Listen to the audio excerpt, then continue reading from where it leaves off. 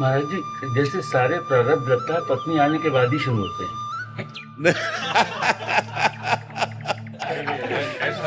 अगर अगर ऐसा होता तो अब बाबा जी लोग बच जाते प्रारब्ध से। अगर अगर प्रारब्ध पत्नी आने से होता तो हम लोगों की तो पत्नी आई नहीं, हम लोग बच। आप किसी से भी पूछे तो लगेगा इसके पहले का जीवन बिल्कुल ठीक था, उसके बाद जैसे ही हुआ सारे प्रारब्ध शुरू हो गए। बाबा जी से पूछो तो लगता है गृहस्थी का जीवन बहुत सही है। कम से कम रसोई में बैठ के गरम गरम रोटी तो मिलती है यार तुम्हें। कम से कम अपने दुख सुख की बात तो आप किसी से कह सकते हो। क्या किससे बात करें? परमात्मा के सिवा कौन है? अंदर से जो परमात्मा से रस मिले तब तो बात सही। अगर परमात्मा से रस नहीं मिला तो बड़ा शुष्क और कठोर जीवन होता है। माता पिता भाई बंधु परिवार रिश्ते नाते सबको काट करके और भगवान के मार्ग में चल रहे हैं और भगवदानंद मिला नहीं, काम क्रोध जला रहे हैं, ना काम भोग सकते हो और ना कोई मोह, ना कोई अपना, ना कोई। बड़ा कठिन मार्ग है।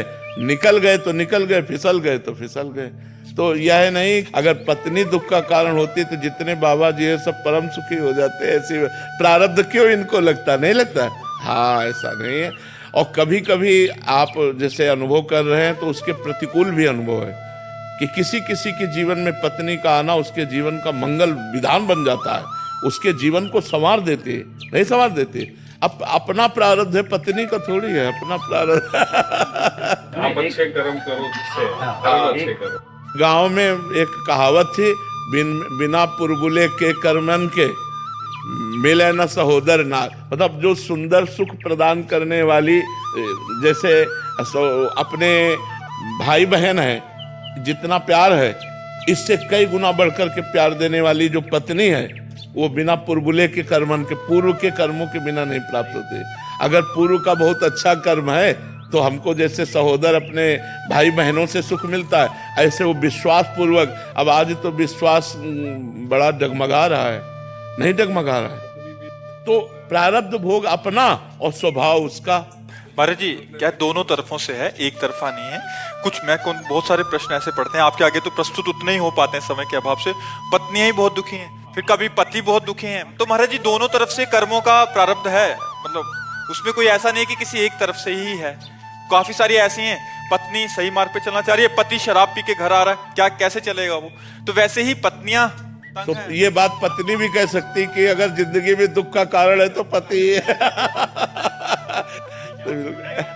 मोहित जी, श्री हरिवंश महाराज जी, पूर्व प्रारब्ध को खुशी खुशी सहन करना या उनके लिए दुखी होना चाहिए?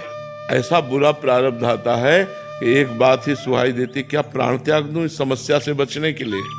ऐसा भी प्रारब्ध आता है। उस समय केवल भगवान भगवान, हरि स्मृति सर्व विपद विमोक्षणम।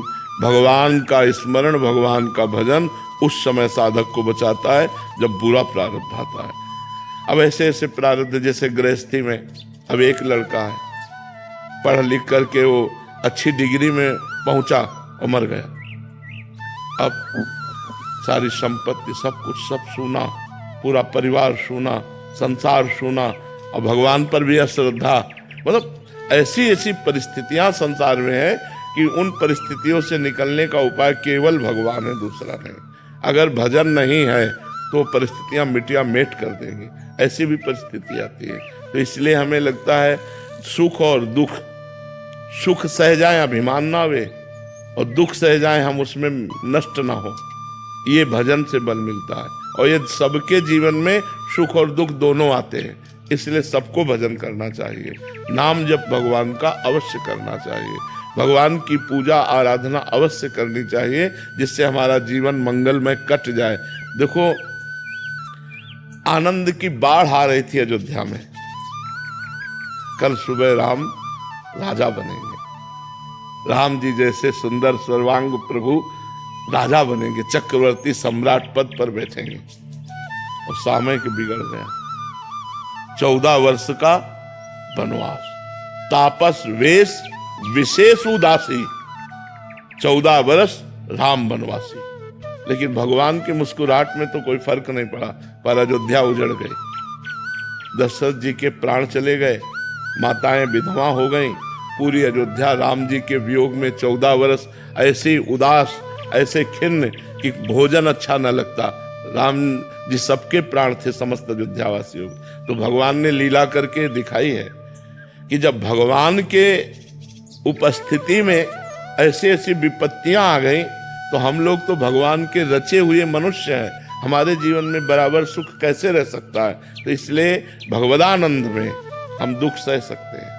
तो भगवान का जब नाम जप करेंगे, अच्छे आचरण करेंगे तो हमारी बात बनेगी, नहीं तो ये संसार बहुत दुखमय है। पता नहीं आपको दिखाई देता है कि नहीं, सबसे बड़ा दुख है कि हम कब मर जाएं, भरोसा नहीं। और मर गए तो लड़का बच्चा परिवार मकान दुकान बैंक बैलेंस सब यहीं पड़ा है। सबसे बड़ा डर वही है। हाँ वही, मतलब कि कब मर जाए कोई भरोसा नहीं।